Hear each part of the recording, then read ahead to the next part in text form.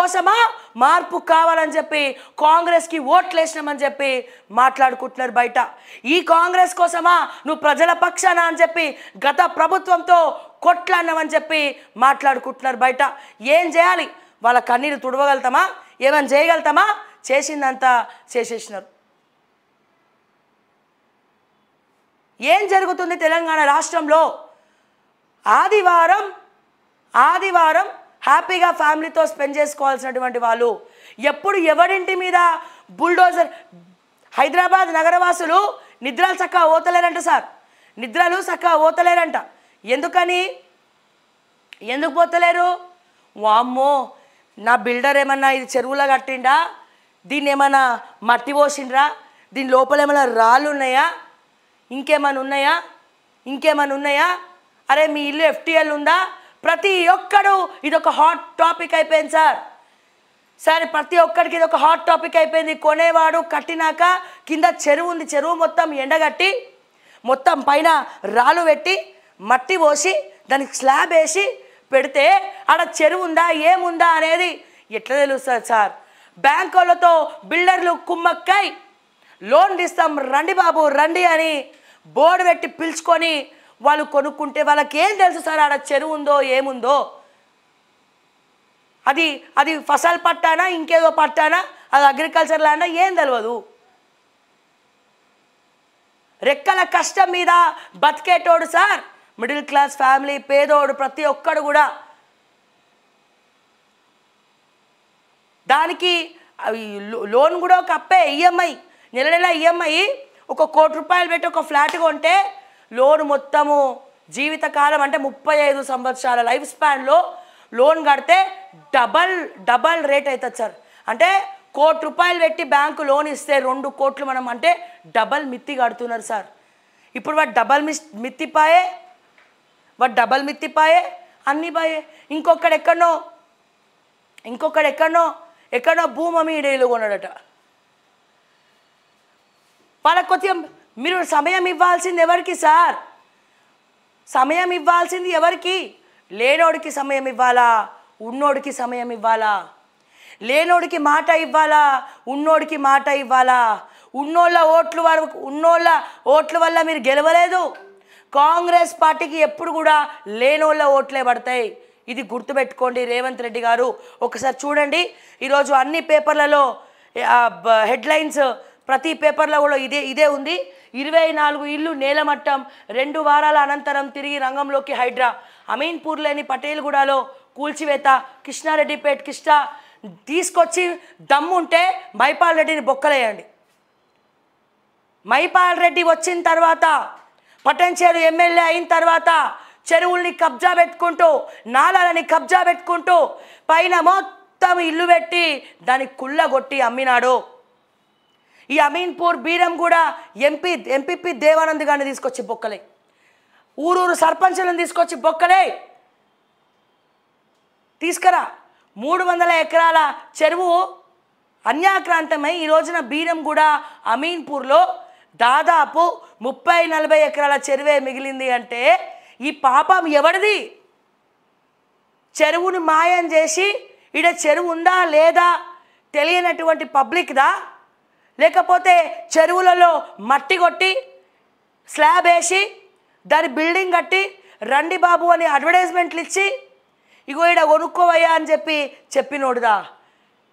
రాజకీయ నాయకులు ప్రలోభాలు లేకుండా వీళ్ళు ఎట్లా చెరువుని కబ్జా పెట్టి ఇల్లు కట్టినారనేది రేవంత్ రెడ్డి గారు గుండెల మీద చేసుకొని మనస్ఫూర్తిగా ఆలోచించాలని చెప్పి నేను మరొక్కసారి తెలియజేస్తున్నా. ఈ సందర్భంగా ఏం జరుగుతుందిరా తెలంగాణ అంటే సామాన్యులకు అన్యాయం జరుగుతుంది, సామాన్యులు ఇబ్బందులు పడుతున్నారు.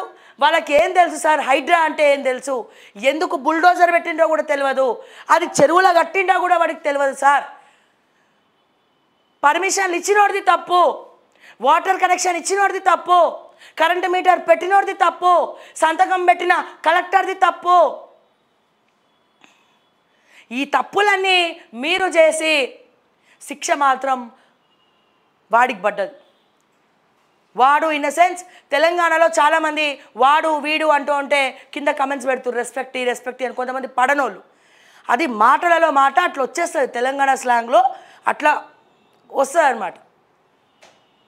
ఈ రోజున వాళ్ళందరినీ రోడ్డు మీదకి దిగజార్చినారు. మిగతా మంత్రులు ఎవరైనా మాట్లాడతారా? ఎవ్వరు మాట్లాడతలేరు. రేపటి రోజున ఈ ఉచ్చు ఎవరికి బిగించుకుంటుంది? అనుముల రేవంత్ రెడ్డి గారికి ఈ ఉచ్చు బిగించుకోకపోతుంది. అందుకే ఏ మంత్రి కూడా హైడ్రా గురించి మీరు ఆలోచించండి, ఏ మంత్రి కూడా హైడ్రా గురించి ఒక చిన్న వాయిస్ కూడా ఇస్తలేరు. ఎందుకు ఇస్తలేరు వాయిస్? రేవంత్ రెడ్డి ఎన్ని పాపాలు చేస్తే అంత మాకే మంచిది. ముఖ్యమంత్రి మారితే ఈడ ఇంకో 3 ముఖ్యమంత్రులు ఉన్నారు. అందుకే ఈ తప్పులు చేసుకుంటా రేవంత్ రెడ్డి పోతూ ఉంటాడు. వీళ్ళేమో ఎప్పుడెప్పుడు ముఖ్యమంత్రి పదవి మాకు వస్తారో అని ఎదురు చూస్తూ ఉంటారు. ఈ విషయం కూడా మరి రేవంత్ రెడ్డికి తెలుసా తెలీదా? ఇవన్నీ కూడా అర్థం కానటువంటి వ్యవహారాలు. మీరు చూడండి ఎంత బాధ ఈ తండ్రికి, చాలా చాలా అసలు. మీరు ఒకసారి చూడండి.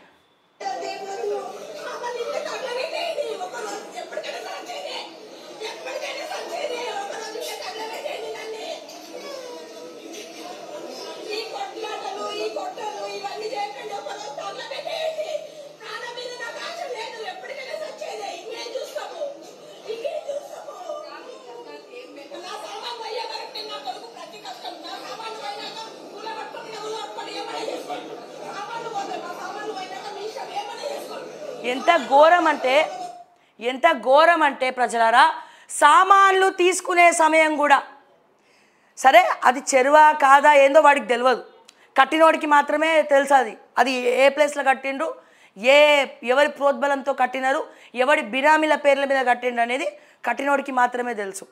కానీ నేను అడుగుతా ఉన్నా, ఈ రోజున వాళ్ళ సొంతంగా టీవీ, ఫ్రిడ్జు, లోపల ఉన్నటువంటి సామాన్లు ఇవన్నీ కూడా ఎవరు కొనిచ్చిండ్రు? అనుముల రేవంత్ రెడ్డి గారు కొనిచ్చిండ్రా? తెలంగాణ ప్రభుత్వం కొనిచ్చిందా? ఎవరైనా రాజకీయ నాయకుడు కొనిచ్చిండా? లేకపోతే ఆ ఎమ్మెల్యే అయినటువంటి గూడెం మైపాల్ రెడ్డి కొనిచ్చిండా? ఎవడు కొనిచ్చిండండి?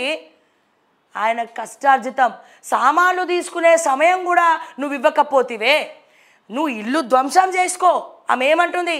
చంపే, ఈ గొడవలు కొట్లాటలు మాకొద్దు, చంపేసాయి. కానీ నా కొడుకు కష్టార్జితం సంపాదించినటువంటి సామాన్లు తీసుకునే సమయం కూడా ఇవ్వరా అని పోలీసుల కాళ్ళు పట్టుకున్నారు. వాళ్ళు అక్కడ కాళ్ళు పట్టుకున్నారు. ఏం చేయలేనటువంటి పరిస్థితి.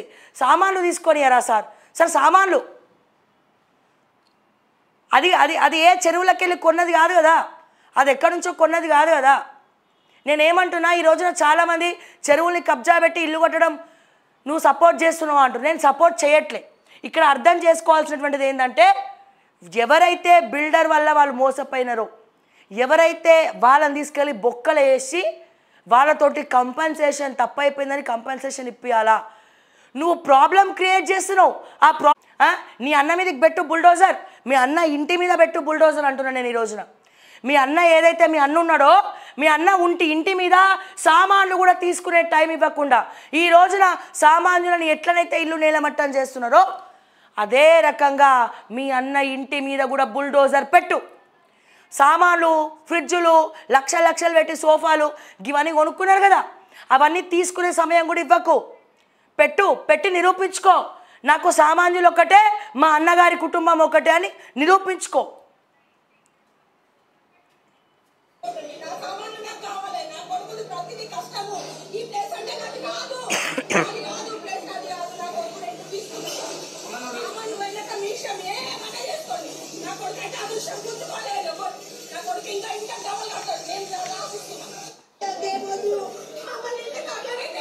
ఇంకోటి ఏంటంటే, ఈమె ఆ బిల్డింగ్లో రెంటుకుంటుందట.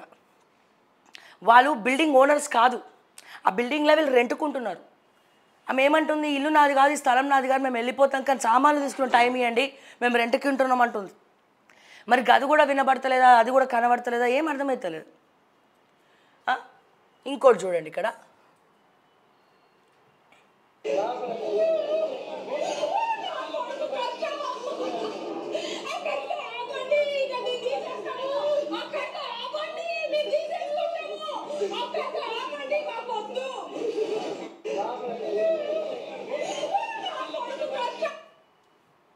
ఇక్కడ తండ్రి చూడు ఎట్లా ఏడుస్తాడో.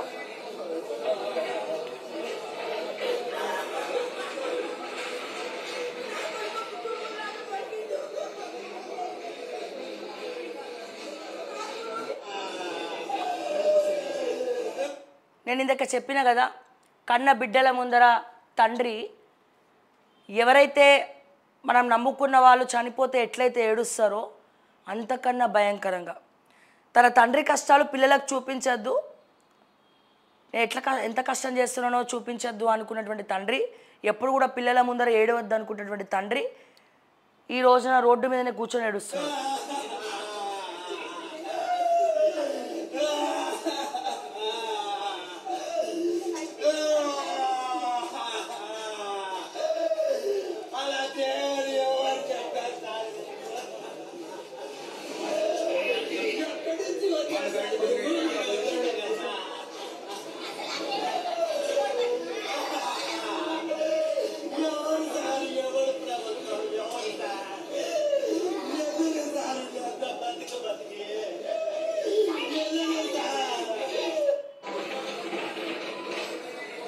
నిజంగా రేవంత్ రెడ్డి గారు ఖచ్చితంగా గుర్తుపెట్టుకోండి, ఈ పాపం రంగనాథ్ కూడా తగులుతుంది సార్. మొట్టమొదటిసారి మీరంటే చాలా మంచి అభిప్రాయం ఉంది, గౌరవం ఉంది, కానీ మొట్టమొదటిసారి ఖచ్చితంగా, ఎందుకంటే మీరు ఈక్వల్గా చూడట్లేదు సార్, ఉన్నోళ్ళు ఒకలాగా చూస్తున్నారు, లేనోళ్ళు ఒకలాగా చూస్తున్నారు.